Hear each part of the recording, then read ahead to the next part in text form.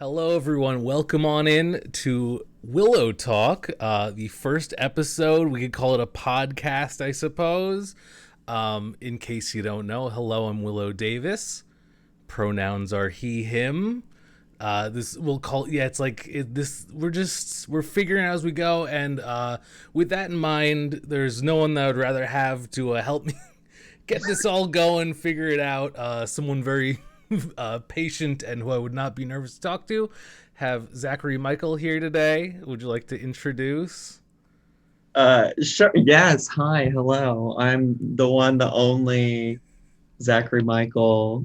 And I don't know. I'm a YouTuber. I stream on Twitch. Check my Twitter for the schedule. I post it there every week, and I use they or he pronouns.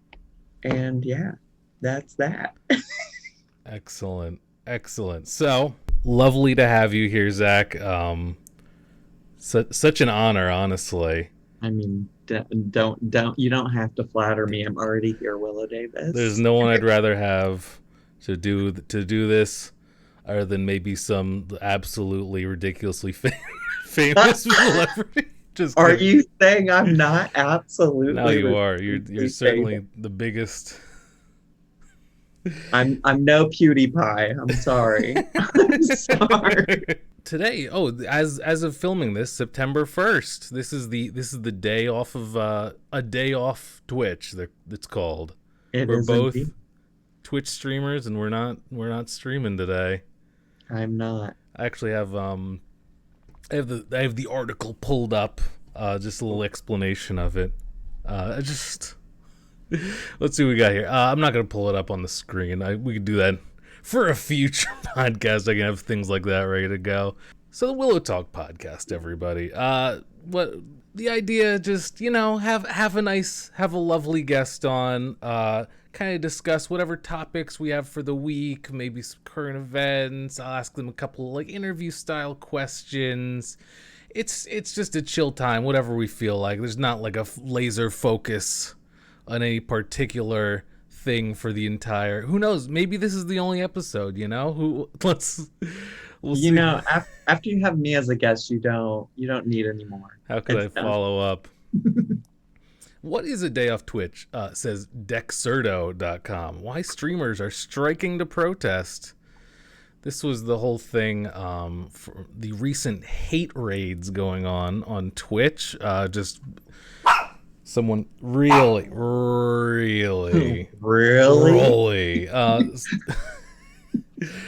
but I guess someone just sends a bunch of bots to do a bunch of slurs to whatever unfortunate folks based on race or gender or sexual identity and all that. Let's see what they say.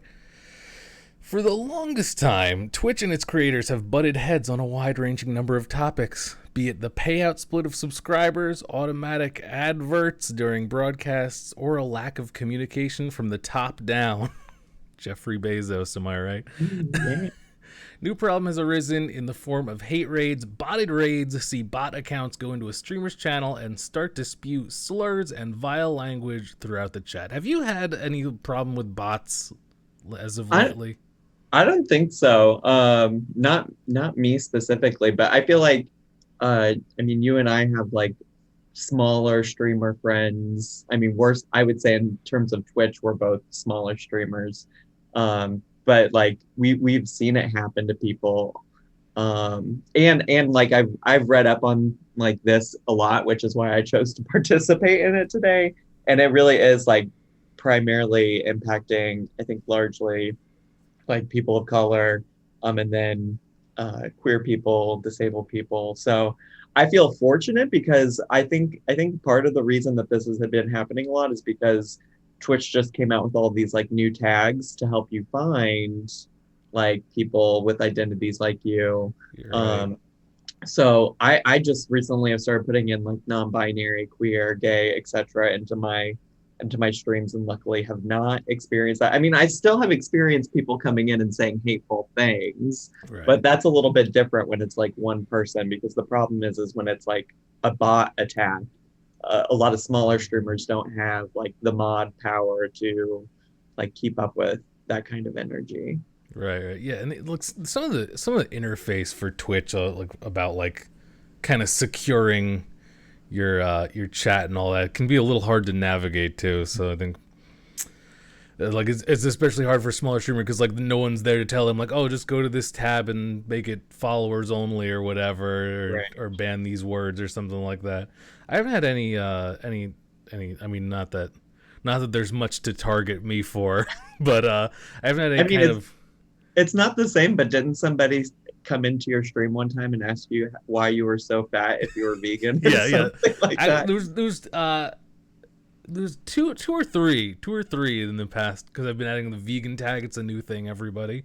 You can have the vegan tag on your Twitch streams, and yeah, it's like two or three people just like I guess that's like the go-to thing. Like, let me see who's in the vegan thing, like, and then they've these lines all set up for whatever they can target the person for. But that's this doesn't bother me at all. In fact, we even let them hang out for a while sometimes just to see like how far they'll take it. But I got there was a follow bot thing like last week or week before for me. I got like 100 followers all at once just to like spam the alerts in my thing. But I can fix that pretty quick. Yeah. But yeah, so everyone, as many people know about it and have cared to do it, are taking the day off streaming on Twitch. I might stream on YouTube today. Maybe they're on the gaming channel, Willow Davis Games, or maybe on the main one if I can react to something cool off of the usual Thursday things. Let's switch it up here. So Zachary Michael wakes up in the morning. We'll say like a weekday. How does a day in the life look? What? Wow! What? I'm sure people will be thrilled to know that I am a regular person just like you. I do not have that exciting of a day. My day usually starts by just like feeding the dogs, taking the dogs out, brewing a pot of coffee. You'll be thrilled to hear this, but while I'm drinking my pot of coffee in the morning, I usually do a little solo in the Fortnite. Oh, wow.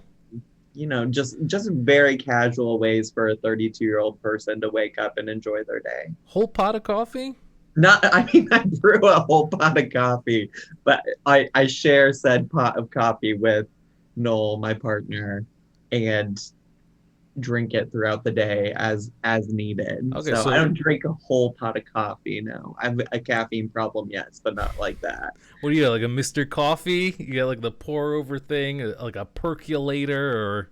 I feel like you do know what kind of coffee. Didn't you mock me one time in a video for the box? I think it Coffee, is right? Mr. Coffee, yeah. Oh wow, see, I'd like one of those now. I got the Keurig, and I like filling up the K cups with the ground coffee and just making. Do you use reusable K cups? Yes. Oh, okay. Yeah. Otherwise, the Keurig is a big like waste factory. It's just like, how can we get as many little plastic cups out into the world as possible? Yeah. It's way cheaper. I get like this freaking $6 giant jug of like Folgers or something when it's on sale. Lasts like half a year. I will say on the weekends, if I'm lucky, Noel makes fancy coffee. Well, that's what I call it, but it's really just like a pour over Chemex situation. Ah, nice. And we do grind our own beans as well because we're fancy. Wow. We're coffee connoisseurs. Big bean fan. So you have your coffee, you take care of the dogs, a little solo Fortnite queue, and then what's after Fortnite? And hard to say. I will say, I guess you can have an exclusive moment that I've not said publicly on YouTube, but I talk about on Twitch all the time. Is I don't work a full-time job anymore, so I kind of just play it by ear. I do the YouTube and the Twitch thing like full time now, and If there's something I feel inspired to make a video about one day, then I do. And if not, I try to like plan ahead for when there is something that I want to talk about and try to get other things in my life figured out. Some days I go work out with a trainer. I don't know. I feel like it's like been an adjustment to like having a different type of schedule where I don't have like the constant pressure of like performing work every day, which I'm very grateful for because I know that that's not like the life that everybody lives in the world. Um, but yeah, I feel very grateful that I can be pretty flexible throughout my day. I don't know. We usually do an afternoon walk with the dogs, an evening walk with the dogs. My life really, honestly, if anything, revolves around the dogs more than it revolves around me. I found since getting a dog, it's really nice for just trying to like keep yourself kind of to a schedule. It's kind of like, oh, I need to take the dog out for like, around noon or whatever. I better get started on this next thing I have to do with my day once I get back from that. It is very true, and I do love a routine. So the dogs do keep me on track in that way, but what I do to fill in the time between the dogs going out for walks, it changes daily. Do you what's it's like in what's it like in Chicago? You like order a lunch on like a Uber Eats? Do you meal prep? Are you When I worked full time, I did typically meal prep. So I used to take like Sunday nights and just like cook a bunch of food in advance so that I could just heat it up because it was way less stressful. But now mostly I just like cook whatever I want when I need it. I will still occasionally like cook a batch of like a protein to add to things throughout the day or throughout the week. But I mostly cook as I need it or as I want it. Oh, and you have quite a chef there as well. Who? Noel? Oh, yeah, yes. Noel's a chef. It's interesting because I think back to some critiques in the past of, one of the girls that we both happened to react to on our channel. And I remember people are always so critical about like she lived with Becky and they often cooked like completely separate meals and things and did not eat together often. Which is maybe that is a fair criticism because like I think as we're learning now, there wasn't a lot of like love interest in their relationship or things they had in common. But Noel and I often do not eat meals together, or we'll cook our own thing and eat it together, but like not eat the same things. Right. But also when we do eat the same thing, it's because Noel cooked it for both of us. So, but especially like lunches and stuff, like Noel, because Noel is working a full-time job, like his schedule is just so different, and so we're not necessarily going to be hungry at the same time. So like when he's able to eat, I might not be able to. So especially for lunch, it works out easier. But yeah, I know this is my food intake very, very interesting. I'm sure people would like to hear. So without being too narrow, Noel works in film of some sort. Oh, well, I don't typically talk a lot about what Noel does. I don't. Especially with him not being here, I don't want to, right. Have us speak for him. I will say Noel works in the entertainment industry. Used to be very involved with like film and photography in an older job, but yes, now currently works in entertainment. Okay, and I'm sure there's not much work from home in that all the time. Well, actually, for the most part, has been working from home. I don't know. It's like it depends on what part of it you're doing, I suppose. Yeah. Okay. Well, very cool. Like anybody else, you put on your pants one leg at a time. Am I right? Yeah. YouTube celebrities were just like you. No golden slippers to slip on in the morning. I wish I had some golden slippers. I think those would probably look pretty nice on me. Where, out of curiosity, where do you listen to music? Like, do you like you stream it like Spotify or? Ooh, are you gonna judge me I'm for not this? gonna. I don't really care. I know some people feel very strongly about it. But I use Apple Music, and it's only because Noel has a family Apple Music account Oh, that Noel has added me to. So nice, nice. that's why. Yeah, I did Spotify for a while. Now I'm on the YouTube Music. Now that I got the YouTube Um, Premium. I highly recommend. Just wondering that. I was this morning. I was just listening to some to music, and Imposter by I Billy was like, Davis. I wonder how everyone else gets their tunes. You know that Willow Davis is on Apple Music. The old Clocktown Giants Well, and me, and and just me. Davis. Sure, sure. um. You like TikTok? I'm into the Tic Tac. You like I spend a lot of time every day, get lost in it. It used to be not every day. It used to be like my wind down before bed. Like I know a lot of people will sometimes like doom scroll like through all their social media accounts Doom before going to scroll bed. Yeah, like where into you're just oblivion, like right. Well, I think I first heard of like doom scroll right at the beginning of the pandemic where people were just like the world is shit and then you just scroll through all your social media and it's just everybody talking about how awful everything in the world is. oh, But I try not to do that, but I do like to scroll through TikTok before I fall asleep at night. Haven't been doing it as much lately because Noel has been making it to bed before me, and I don't like to like wake Noel up. But I think it can be relaxing depending on what's in your TikTok for you do page or whatever, do you you have know. like favorite TikTokers that like you like follow and like you try to keep up if you get a little happen to get a little notification, or is this kind of like the for you page, whatever happens to pop up? Well, I don't get notifications. I have notifications turned off on La di everything. da. It gives me anxiety seeing notifications pop up. The only notifications I get on my phone are like text messages and phone calls.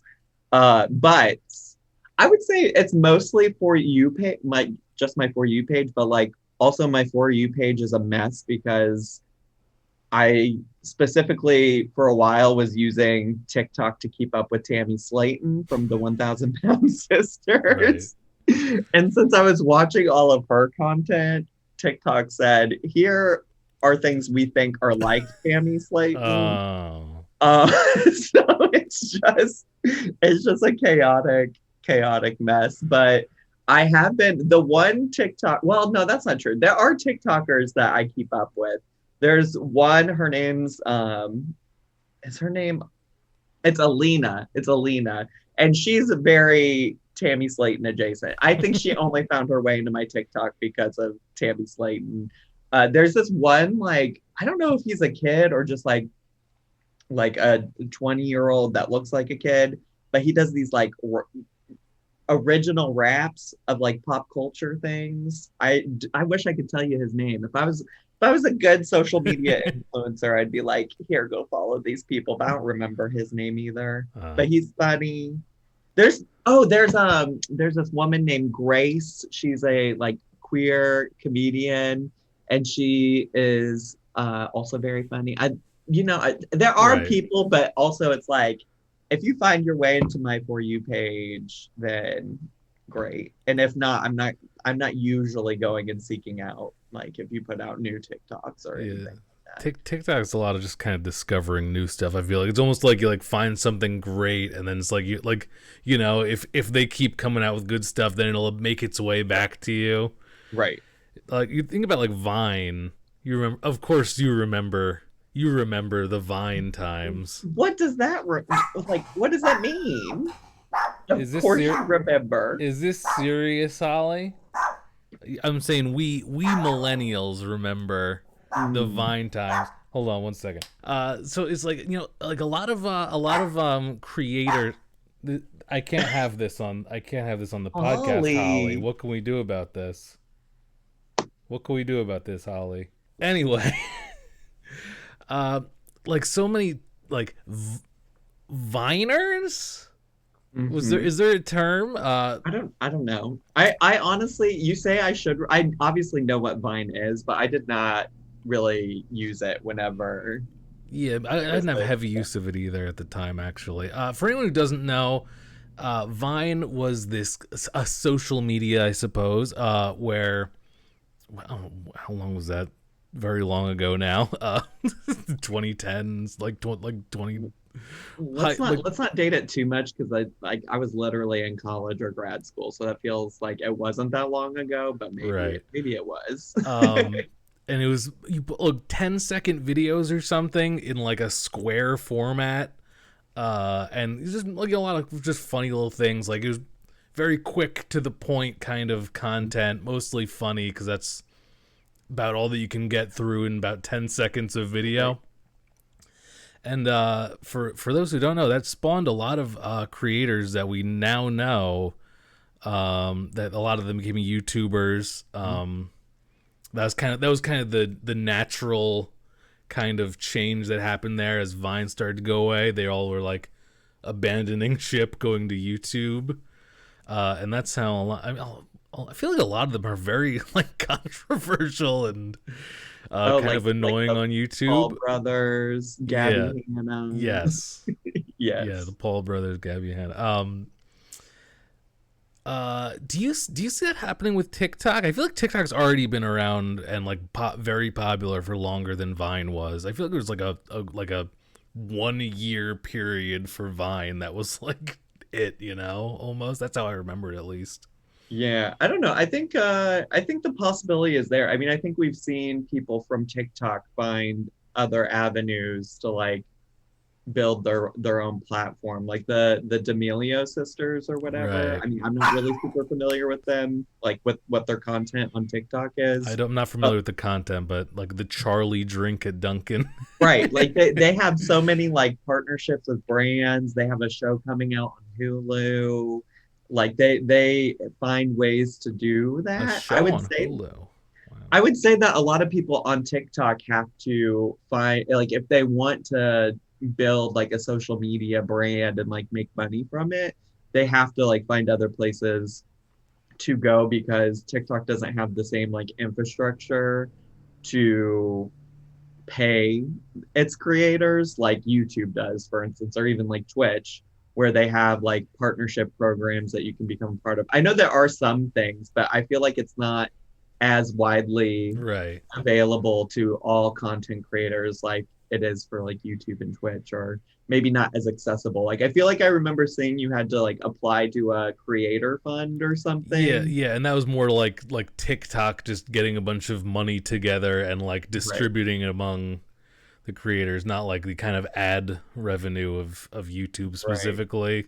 I've seen a lot of people. The one TikTok that's most prominent to me and sticks out in my head was from Hank Green, who actually was a YouTuber and has gone on and done all kinds of other stuff too. But he had made like a TikTok about how we should be more critical about like why TikTok can't pay creators and stuff because they're very likely like making a ton of money Right. with like having to pay next to nothing to anybody. Don't they pay And out to song owners? maybe I don't know Song about or that part. copyright? I would imagine so because there's so many songs and stuff that are on TikTok. Like that's such a Yeah. big part of TikTok that I can't imagine like Cardi B and Megan the Stallion and all these people whose songs are used over and over and over again are just letting it happen for free. But Right. Do you regret not getting more into making TikToks? I know you throw the occasional one up there. I do too. We're both not great about what's probably the most prominent social well, media platform to like Gen Z. sure. Well, I don't know. I think about it a lot. Like, I mean, you mentioned people going from Vine to YouTube, and I think that transition is a little bit easier because, you know, you, like you said, you can only get so much out in a short clip. And so these,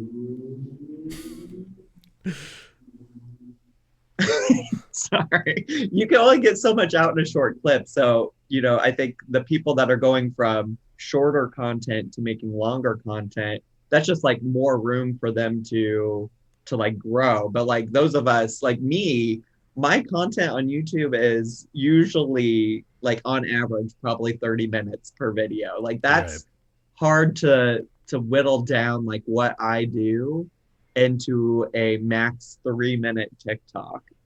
So I think that that's like why I've struggled to like make the transition to TikTok is like I don't my what I do doesn't translate as well. So it's almost like I would have to like completely do different content on TikTok in order for it to like kick off. I've thought about like doing like I'm mostly if I do anything on TikTok, I'm mostly inspired by these Tammy Slayton adjacent people that have shown up in my For You page because these are just like people like just truly living their life, doing the most ridiculous and sometimes also the most mundane things.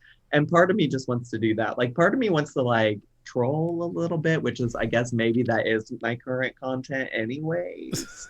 But but I want to be like, look at this great recipe I made today. And it's like Trash. literally just whatever I found in my fridge thrown in a pot together. And be like, Nice. it's so good. I recommend this, y'all. That's a good idea. Good idea. You should follow through. Maybe we will. Any Follow me on TikTok, the Zachary Mike. Yeah. Any interest in the YouTube Shorts? No, here's like my mild pet peeve with I think all social media platforms at the time is that they're just trying to copy things that other things are already doing well. I hate the Instagram Reels. Oh my God. Absolutely. Instagram Reels. Getting sent one. It's like, what, are you too good for TikTok? Like, I don't know what to. There you go. And I think Instagram, the reason that Instagram keeps trying to do that stuff is because they took the story idea from Snapchat. Now Snapchat's like almost like insignificant, doesn't matter, irrelevant. Right. And now they have that. Like I at first, when it first came out, I refused to use the Instagram story because I'm like, this is what I use Snapchat for. So I think Instagram has just gotten lucky that that's like people continue to use their shitty versions of other things that are better. Yeah. But the YouTube short thing that they're trying to push, I think is annoying. And then whenever Twitter did the fleets, Oh yeah. which were supposed to be the stories, they don't even exist anymore because nobody used them. Yeah, so I feel like Twitter's had a lot of fails with like the Periscope thing, and or that For became sure. something else. I don't. Maybe it's just like Twitter Live or something. I don't know. They just started this weird thing of like Twitter Spaces. Yeah, yeah, like a conversation or yeah. whatever, I actually think that audio. that's supposed to be more reflective of is it the Clubhouse app that picked up during the pandemic?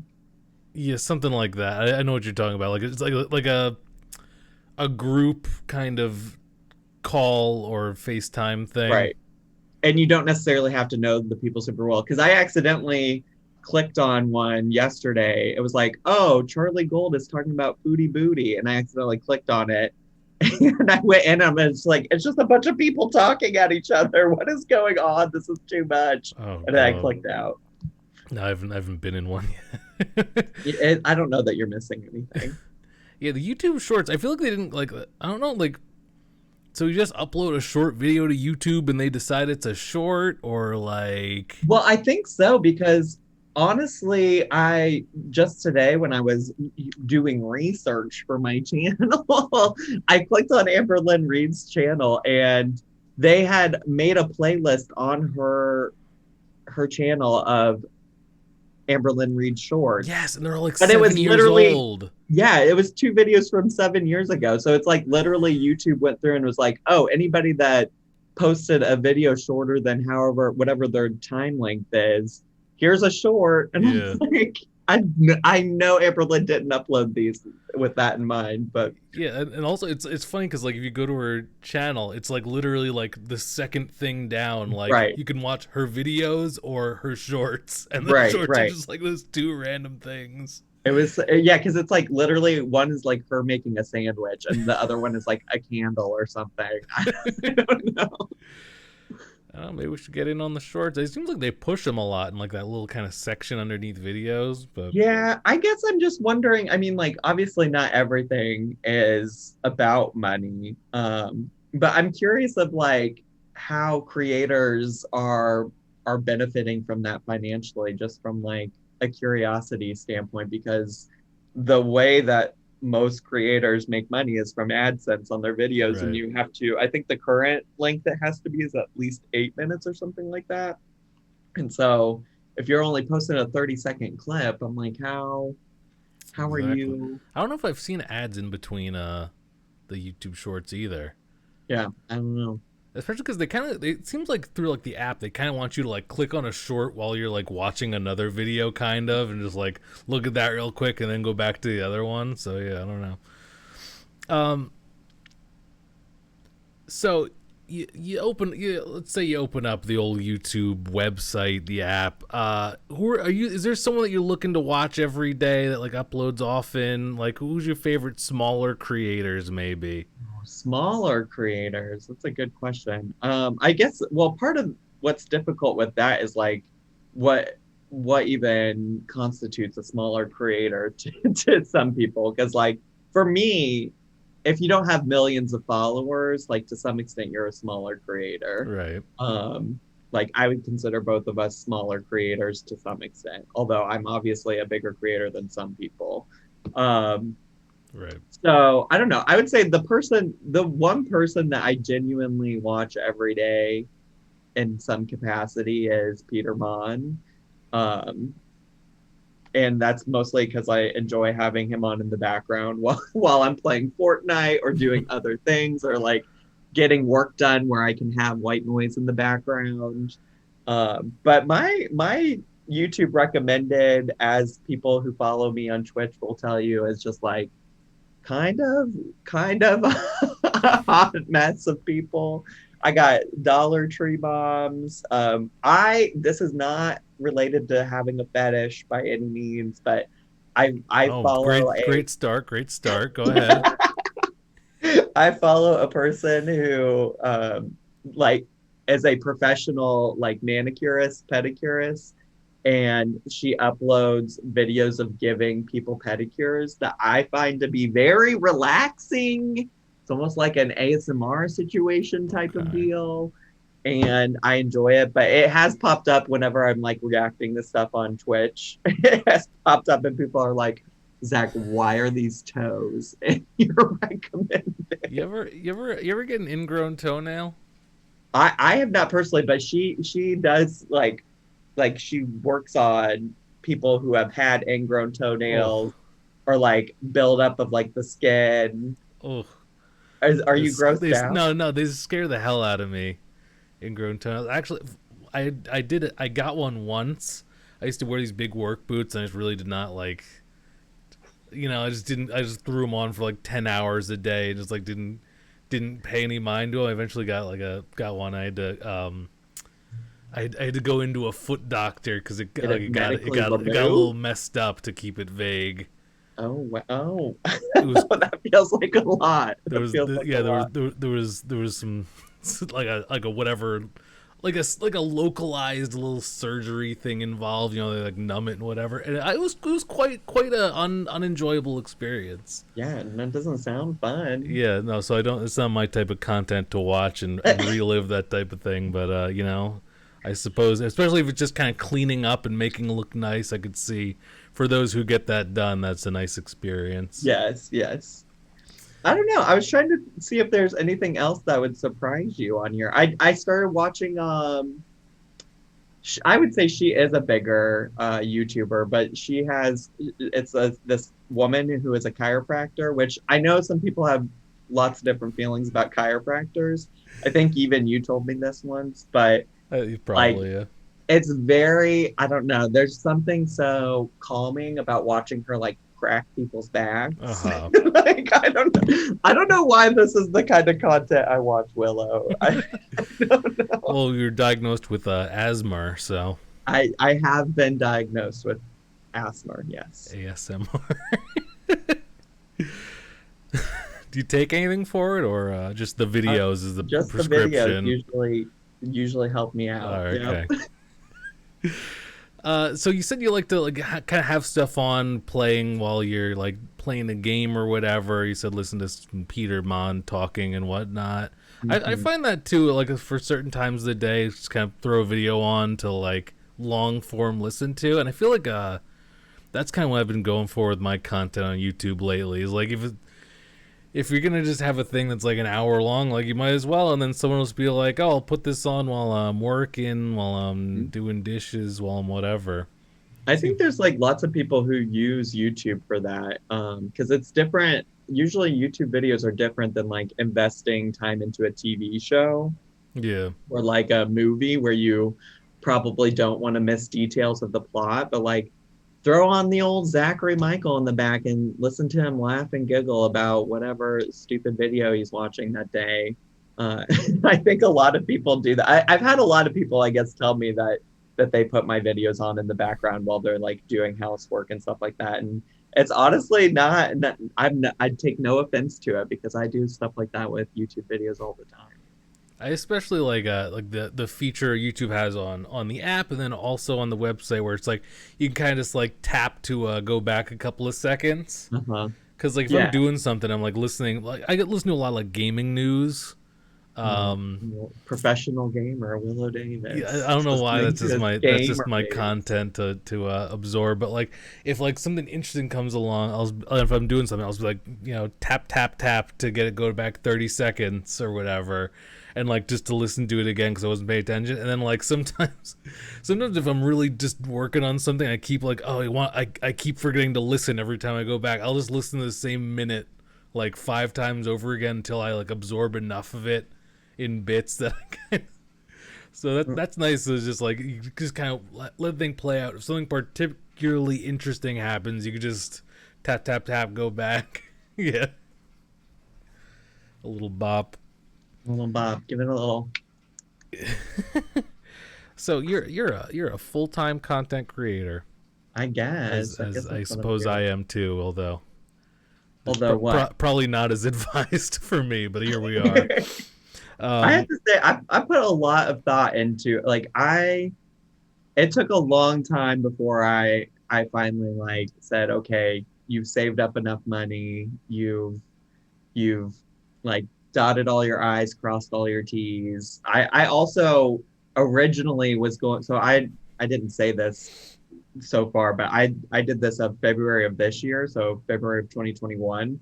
I originally was looking at potentially making the decision in spring of 2020. I worked at a university, so I was trying to base it off of like, let me finish a semester so that I'm not like leaving in the middle of a semester when things might be busy.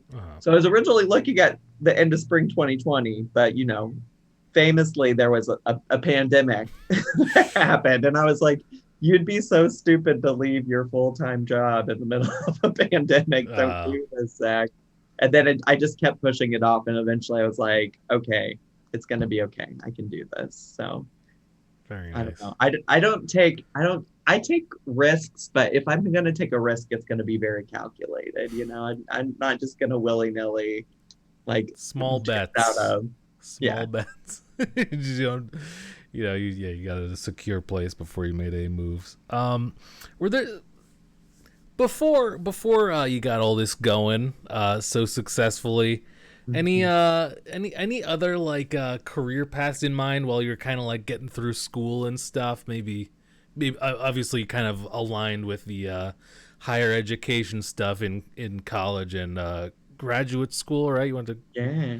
So like before then, like what were your ideas for like what can I do for a career or for my life? I guess it depends on when you want to start with. When I started questioning what I wanted to do with my life, there was always probably some part of me that wanted to be like some form of an entertainer. In high school I was in band and choir and drama club, and so although I'm not a good singer, as I think a lot of you know, I don't know how I and you were drumline, right? I was in the old drumline. That yeah. Also, the only reason I was paradiddle. I used to do paradiddles. Yeah, I wish I could confidently say I could still do that because I'm not even sure if I remember what that is, but I do remember that word from when I was in drumline. I was only in drumline because I famously am from a very small town, very small school, and my year, like my class of 62 people, all of the people who joined band to be drummers dropped out by the time we got to high school, like dropped out like of doing the band Right. thing. So we got to high school and the band director was like, we need to fill out this drum line. Like we need to put somebody somewhere. So she was like, well, Zach, I feel like I've heard you play rhythms on your clarinet. So I feel pretty confident you could translate that to a drum. Rhythms on the clarinet, yeah. So yeah, so I was the second smallest bass drum in the bass drum line for 2 years. Oh. My third year I played the quads or the tenors or whatever you call them. Yeah, I feel like I've heard them called tenors. I never did the percussion band stuff, but I all my friends basically were in that. So yeah, and then my senior year I was somehow the drum captain. I think because I was the only senior. like a center snare or something. Well, I played the snare, and I don't know if I was center snare. I'm not sure, but right. I was the drum captain. I was the person when we were marching in parades that kept the beat with the old drumstick. Incredible. Now, anyway, yeah, back to your original question. I think I always had wanted to be an entertainer, but to what I just said, I was always just kind of like mediocre at all of that stuff. I wasn't bad, but I wasn't like the best. So I never really pictured me like going to school and studying those things. I also was like, grew up kind of poor-ish. So it was always important that if I went to college and spent a lot of money on college, that I come out with like some kind of job. Also, there's a wee-woo coming, potentially. I don't know if you can hear that just slightly. No. It's going to get closer. Okay, a little bit, yeah. Oh, and Noel's grinding coffee. So it's just I don't hear that. That's fine. Well, also it's raining here, so I don't know.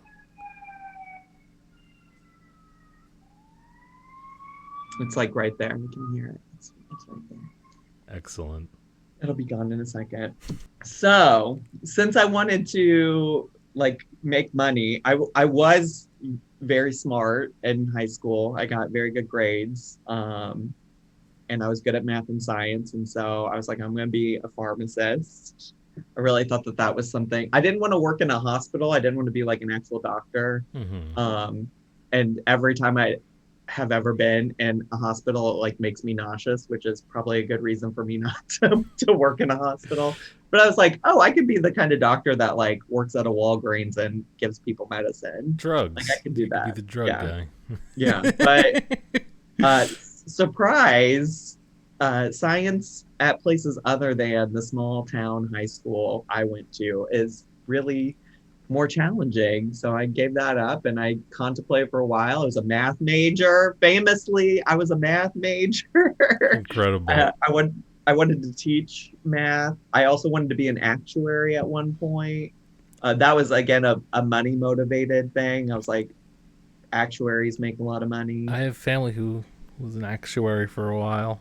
Yeah, and it's a good gig if you like math. It was high in demand, I believe. It was one of the very high in demand jobs. Yeah, and then I just studied elementary education at the end of it all. And being a teacher was always also something that I wanted to see. I think it's because like, I don't know, my parents growing up always had like very blue collar jobs, worked in factories, things like that. And so, not that there's anything wrong with that, but like my only other like image of any kind of profession was the people who taught me every day. So I always like really admired my teachers and wanted to do what they did. So that's why I went there. But then I had great experiences in college being an RA and participating in student orgs. So then I was like, let me go work in higher ed.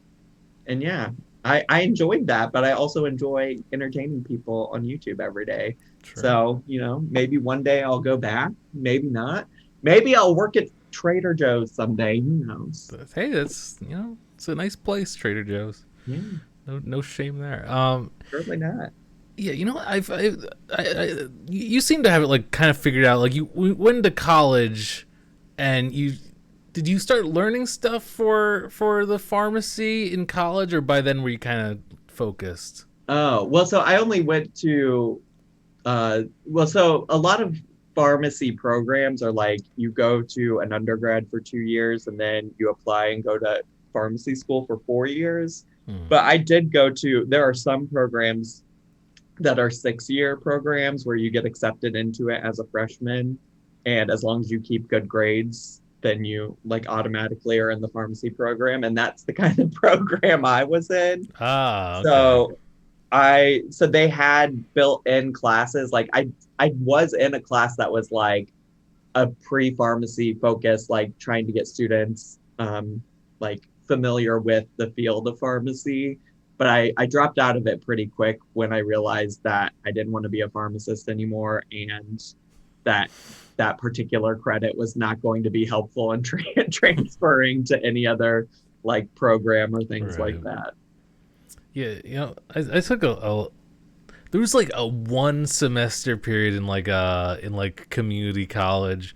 I was trying for like I don't know computer something. Computer Yeah, science. computer science. That like so I forget what the actual title of the thing was, but like I was like, and I think the only reason I did it because my mom was like, you always know what's wrong with the computer. You should just do something like that. And I was like, at that point, that was probably like that was like the most miserable fucking time of my life, just going to community college. I was like, I don't, sure, I'll try Sure. that. That was terrible. I never should have done that. Uh, but it seems like you got your stuff figured out I fairly guess. quickly. I don't know. I also know that I mean, having worked with college students and things like that, like I feel like people think that they had to have everything figured out, and it's not.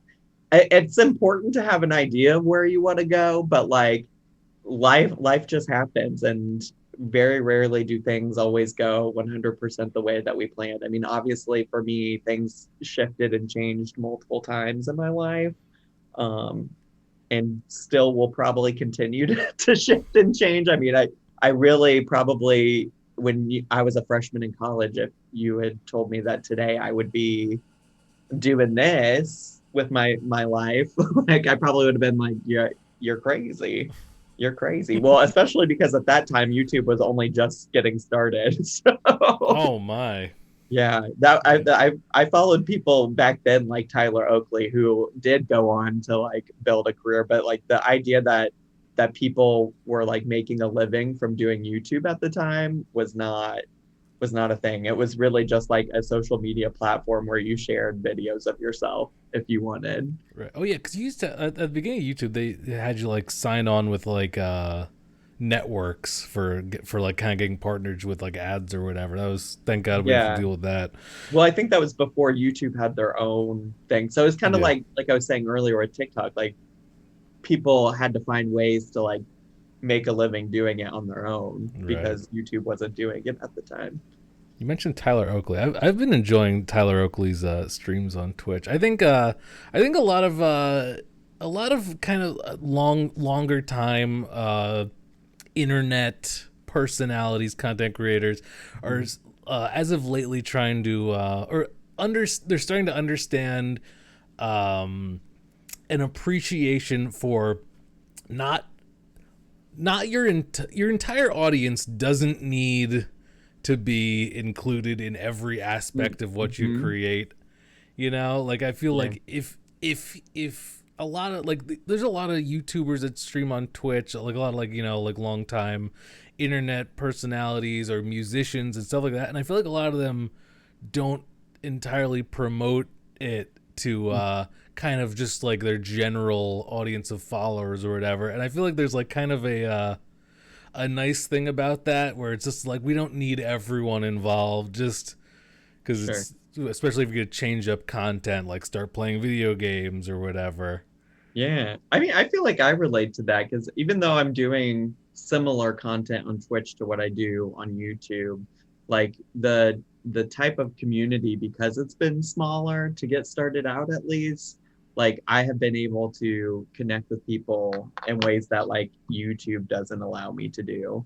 And I feel like it would be hard if like all of a sudden my entire YouTube community decided that they wanted to tune in for every Twitch stream, Right. because I probably couldn't keep up with like the chat and things like that.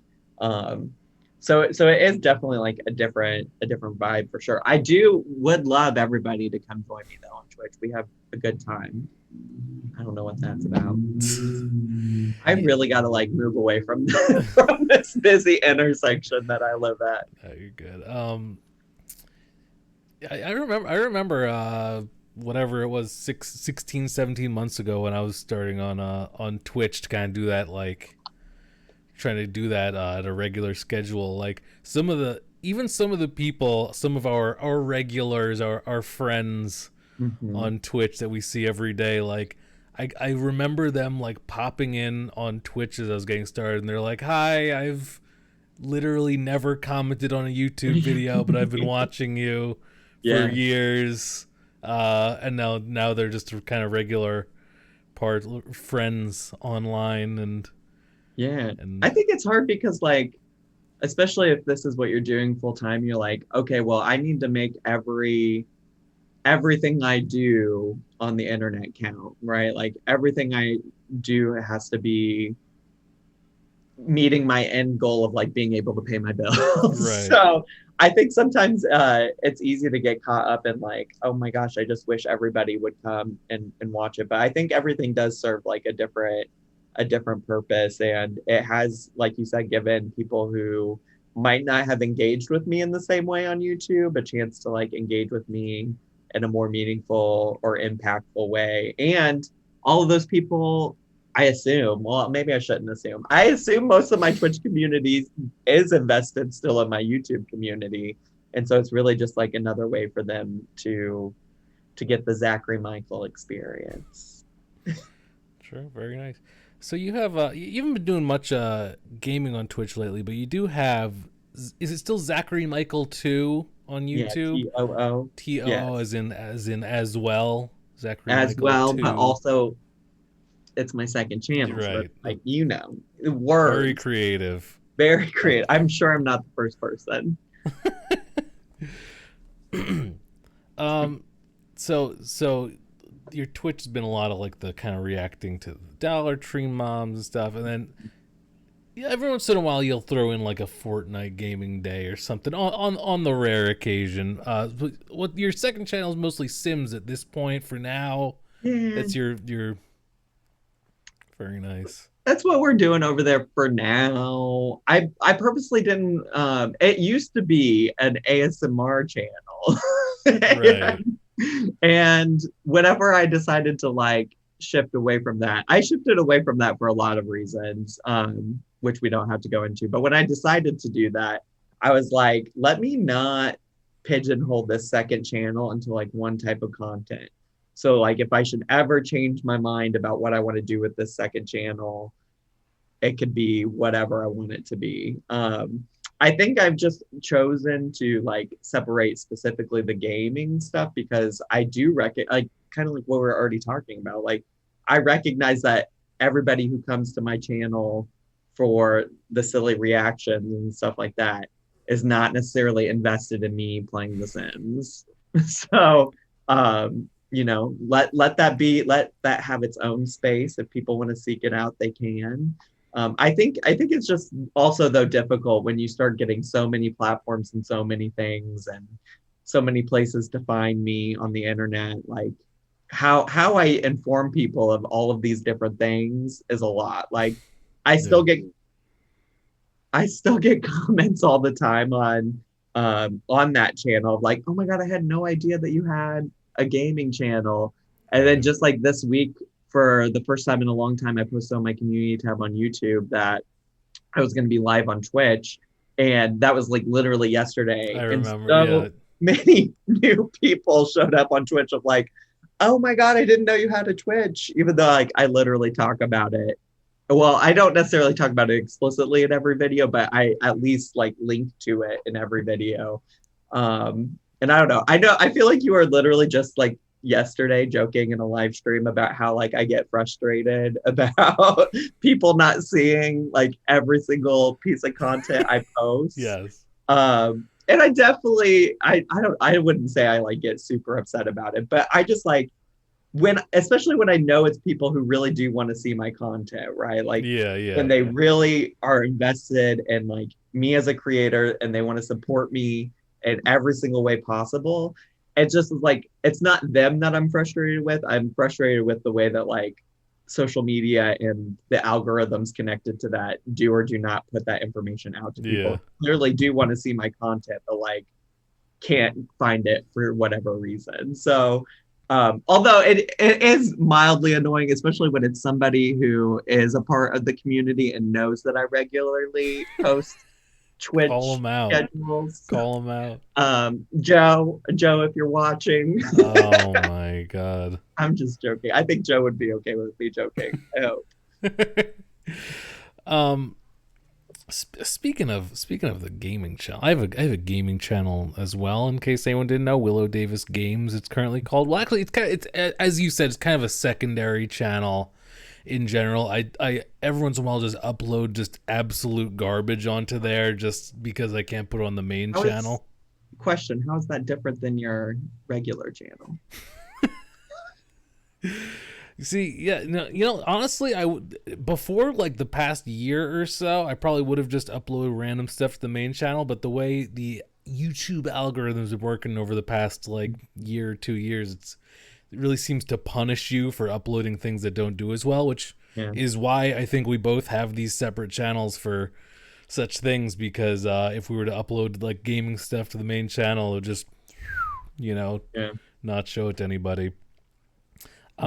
True. Were you always a gamer?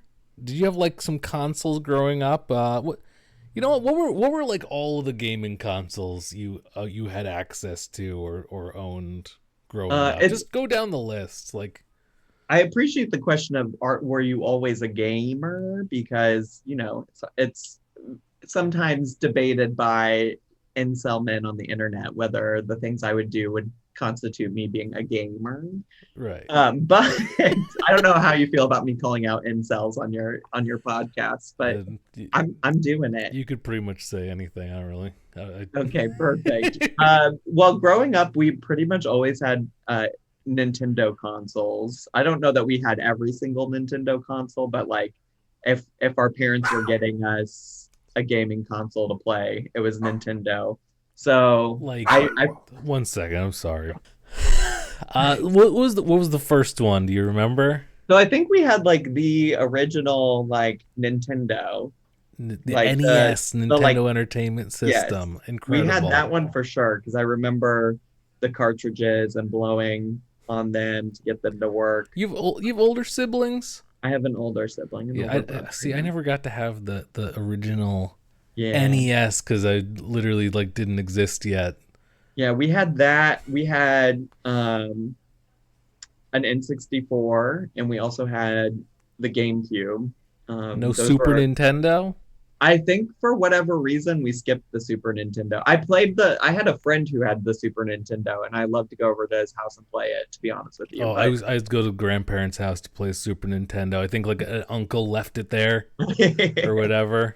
Yeah, and then on top of that, I had like various Game Boys growing up too. Please name them all, please. Like I for sure had like the original big brick Game Boy. A Game Boy Pocket? I don't think so. Okay. Sorry, what were you saying? I think I had a Game Boy Color at some point, and then when I graduated from grad school, I bought myself a 3DS. But that was actually the first, like, post living with my parents, that was the first like gaming device I had purchased for myself. So no Game Boy Advance, no Nintendo DS. I don't think so. No. Oh my gosh, a big gap. And then the GameCube, you said? Yeah, I skipped the Wii. I never had a Wii, never had a Wii U. Oh my God, one of the few people who never had a Wii. In every household.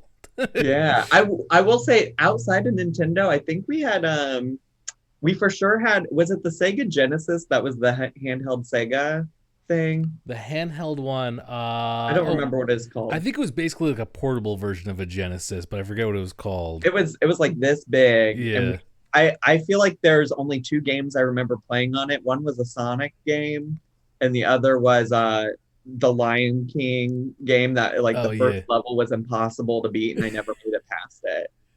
It was like literally actually one of the hardest games, and it's like I'm sure you're directing this at children because it's the Lion King, and literally no child can beat this level. But Brutal games were brutal back then. That was the thing. It took like I don't know, like 6 batteries or something, and lasted yeah, like 2.5 hours or something correct. like that. Yeah, Brutal. it was very frustrating, especially because I think one of the reasons my parents even got those for us is we used to travel to like see my mom's family a lot, and it would be like 3 to 4 hour road trips to go for a weekend. Uh And huh. so they're like, let's like get entertainment, but then you would be playing for like an hour and the batteries would be Brutal. dead.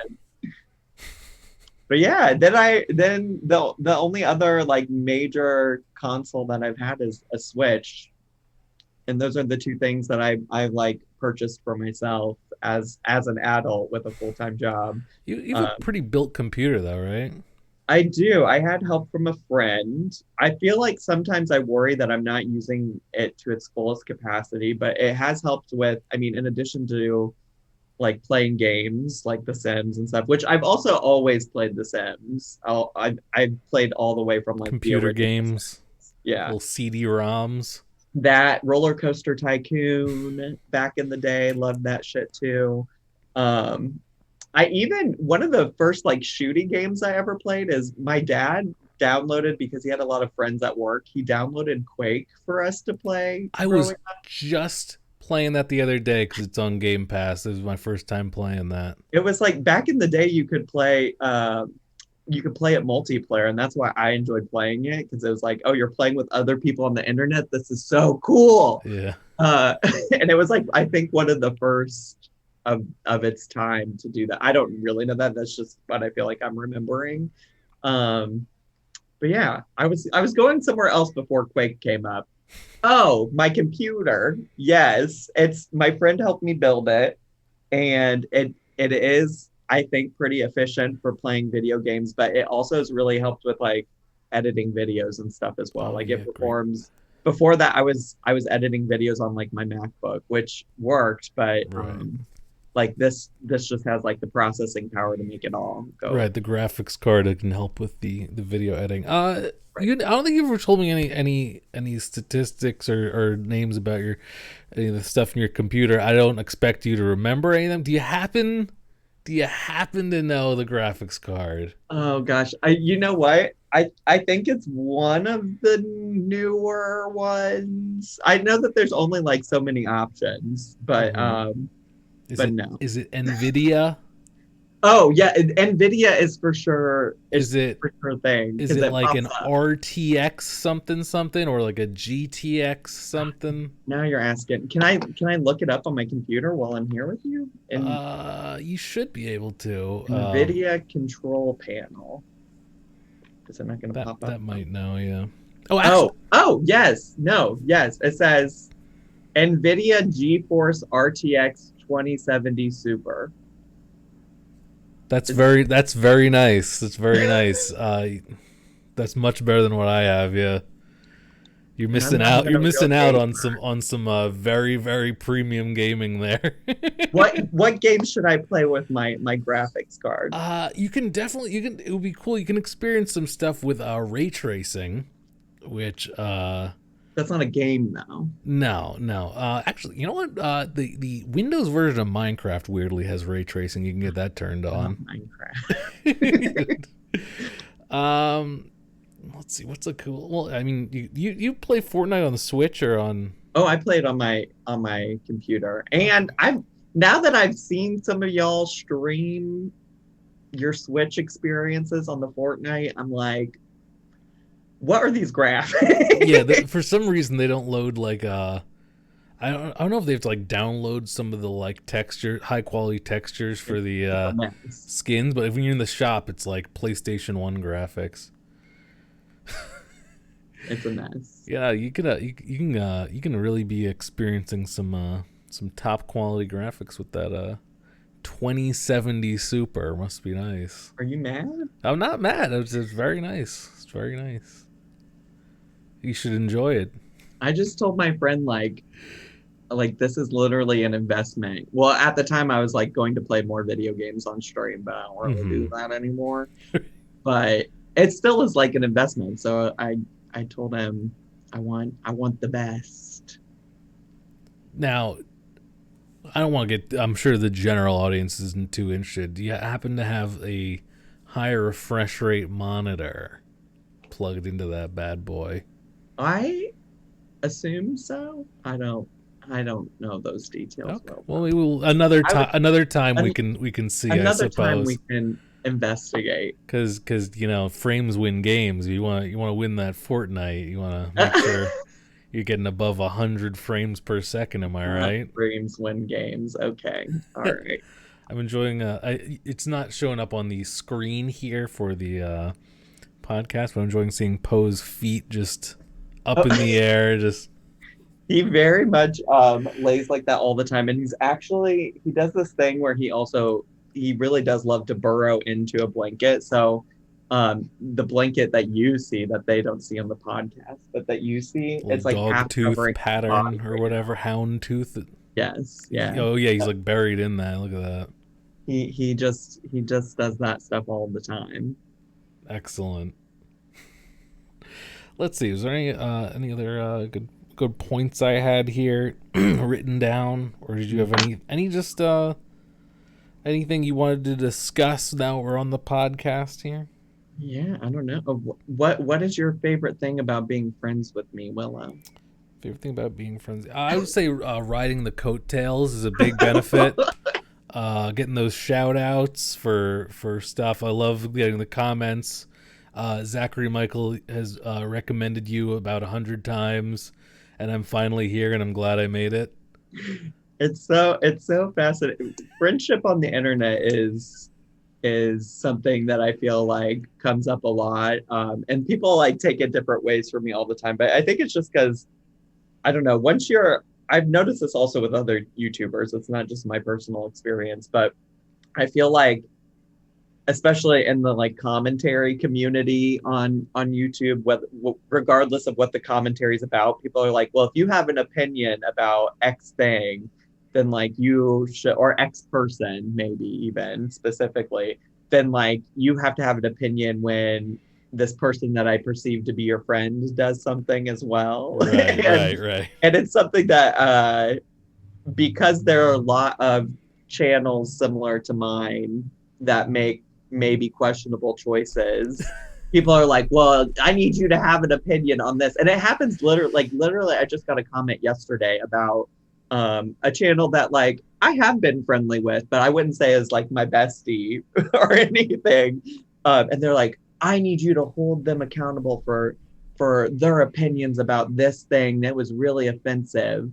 And I'm just like, I don't know. I don't know. Like, if that was the case, like I do hold people accountable all the time in my real life, like my friends, and I have tough conversations with people. I think people would be, I don't know. I feel like people might not be surprised that like I have a lot of conversations like that with people. And if you, like, let's say you, Willow Davis, somebody that I have publicly said was my friend. This is a hypothetical thing you're about to say.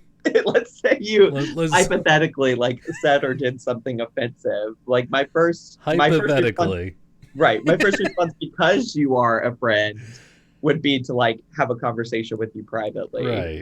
Right. And I think that that's something that's like hard for people to understand, because it's like, well, you don't have a problem with publicly calling out all of these other people. And I'm like, well, they aren't my friends. Like Amberlynn Reed is not my friend. I'm not going to go have a private conversation. Well, first of all, I can't. She has me blocked on everything. Oof. But second, I'm not going to go have a private conversation with this person I have no rapport with. Like, it's the same reason why I don't have arguments with people on the internet in general, because if you don't have a rapport with somebody, what makes you think they're going to care? So I don't know. That's that. I'm not saying I wouldn't ever have like a public statement to make about a friend, but I'm saying in a lot of cases I'd probably go individually address you. I don't even know how I Right. got on this rant.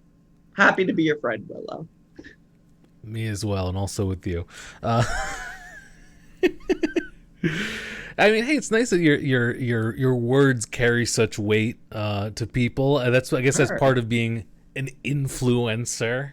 sure. So that could definitely be useful for sponsorship opportunities. People take your opinion seriously. Yeah. Oh, well, I appreciate that. And I also, I don't know. I think I've grown more and more cautious of people who just like take everything I say as like the end all be all. Right.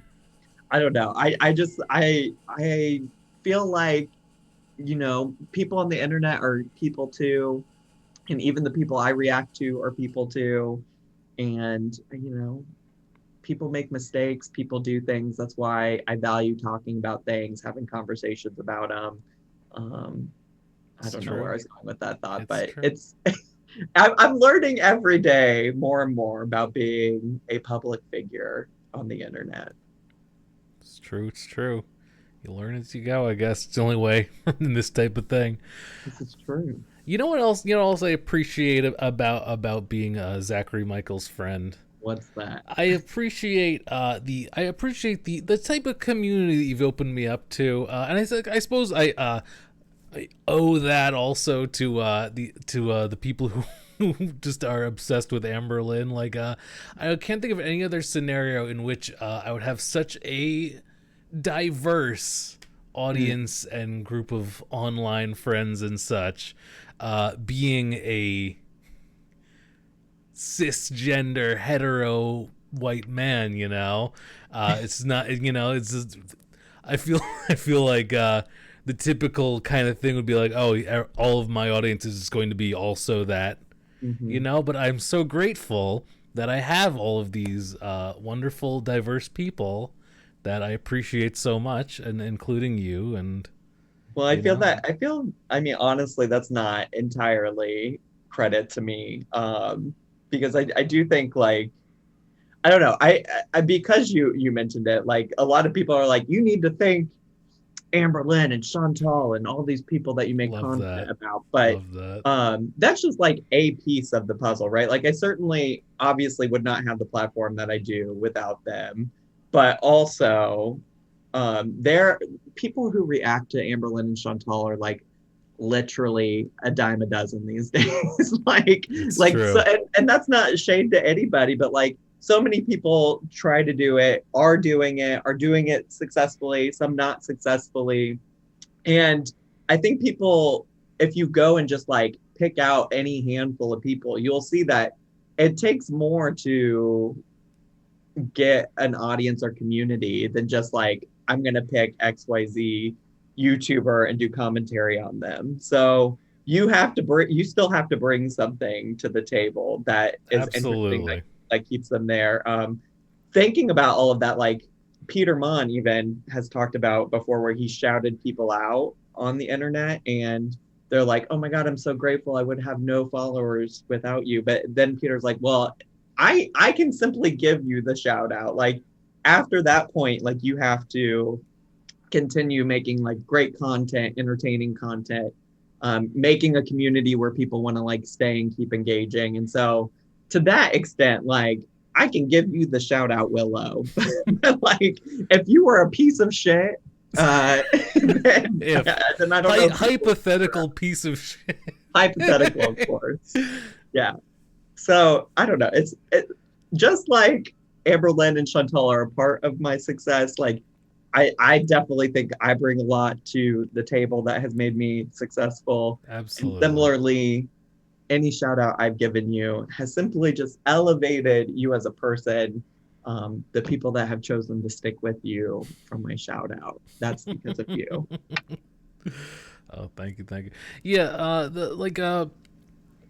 as you said, a dime a dozen for reactions to some of the controversial, kind of lower end of internet famous controversial YouTubers like reacting to those types of people. It's very, very common for people to react to that. I think it's also a very, I mean, you have to be ready for it, but it's a very pretty guaranteed way to get some views, because it's a market for, like, people want more of that. There's a large audience. There's a large available audience, and people are always looking for more for that, especially just the Amberlin type stuff.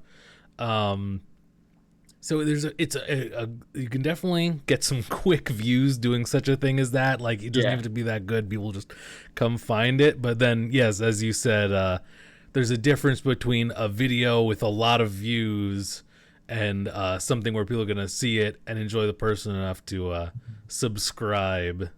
Yeah. And I would speak to that too. Like, I think a lot of times people want to look at some of my videos that aren't about Amberlin and Chantal, that don't always do as well as my Amberlin and Chantal content. But then my thought is always like, those videos that aren't doing well are just like not doing well in comparison to those videos. But like in comparison to like a lot of YouTubers, people would be thrilled to get 20,000 views on a video, right? So absolutely. I'm always interested when people come at me with that. Like, that's always at least a comment on videos that aren't about Amberlin or Chantal. They'll be like, "Oh, only 20,000 views." I'm like, in what world is 20,000 views something to be like upset about? It's truly not. And I'm grateful for all the people that watch me. If you're only tuning in for Amberlin and Chantal, or if you're genuinely tuning in because you enjoy the things I do, I'm happy to have you. I'm happy to have your view. Excellent. That's true. It's true. All right.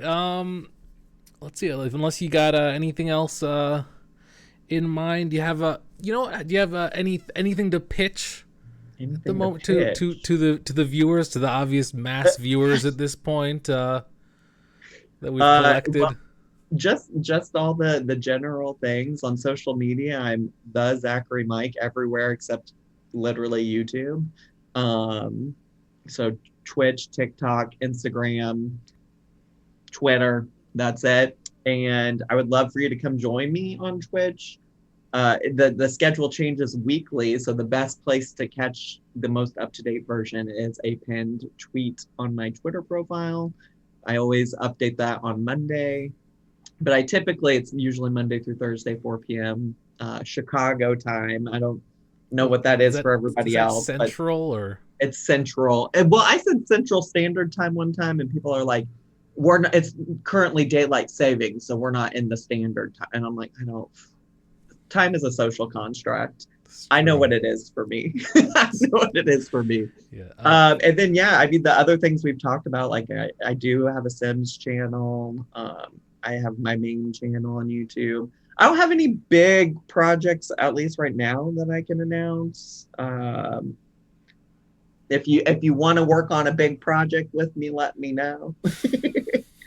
Maybe about working on a big project. Soon. What's coming soon? I said maybe merch coming soon. Oh, very cool. Very cool. Very exciting. You'll clean up with that. We'll see. We'll see. I'm mostly, honestly, it's not even about obviously I'm happy to make a profit. Like, we live in capitalism. I have bills to pay.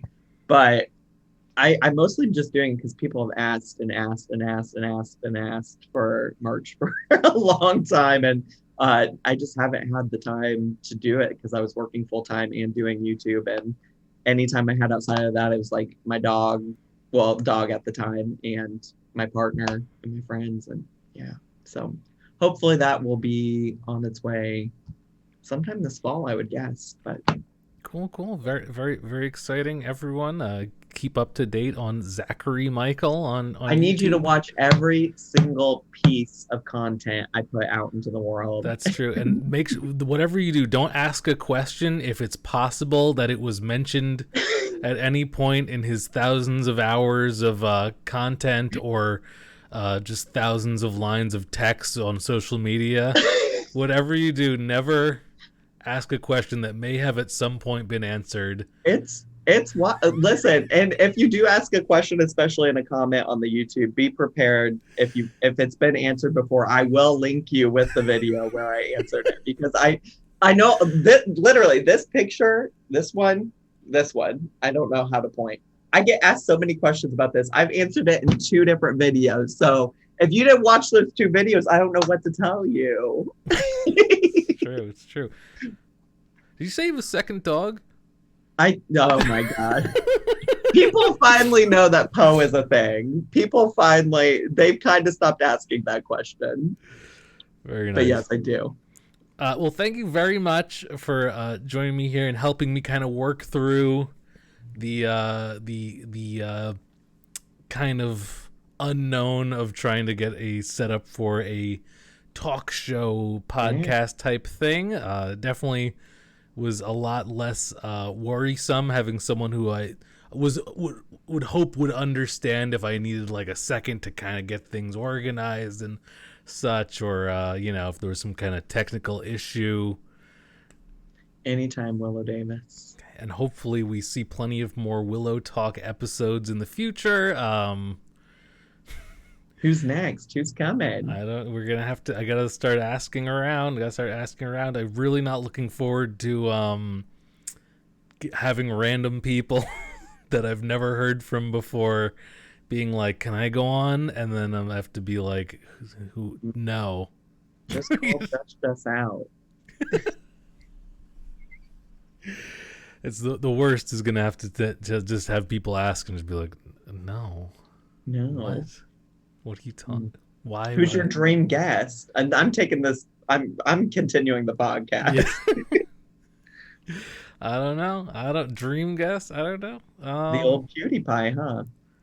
I can't imagine. I think he's done one like talk thing in the past multiple years, and that was he was on Cold Ones with Max Mofo, and no idea what that is. I'm sure you wouldn't. Sounds like some straight people thing. It's very much very much my people type of content. Yeah. But thanks again so much, everyone. Please support this video if you want to see more of the WiLLoTalk. Is it a talk show? Is it a podcast? Yada yada. Thanks for watching. Thanks for listening, everyone. I mean, it's obviously just you can listen along to our thing here. There's not much necessary visual aspect, and if there ever is for any of these, I'll be sure to kind of audibly describe it as well. I'm the necessary visual aspect here. It's true. All right. Thanks so much, everyone. Good night.